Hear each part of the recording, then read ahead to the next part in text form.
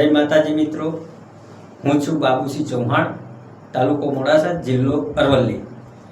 એક સમાજના આગેવાન તરીકે મારે આજે આપને જણાવવું છે કે ગત રોજ ભારતીય જનતા પાર્ટીના પ્રદેશ અધ્યક્ષ જગદીશ વિશ્વકર્માએ જે બફાટ કર્યો છે, જે વાણી વિલાસ કર્યો છે, એને હું સખ્ત શબ્દોમાં વખોડી કાઢું છું।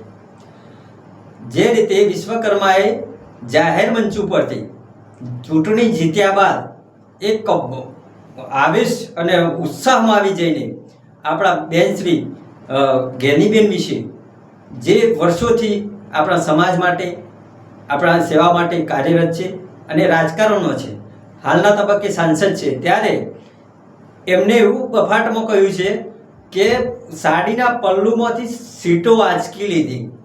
હવે સાડીનું પલ્લું એટલે એક સ્ત્રીની લજ્જા, આબરૂ, ઇજ્જત અને સ્વમાન જળવાયેલું છે।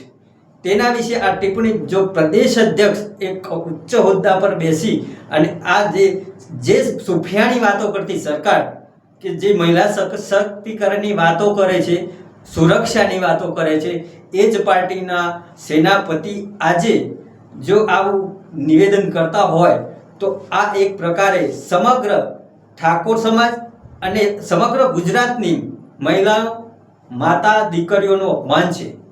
તો આ કોઈ પણ સંજોગે સાખી લેવાશે નહીં।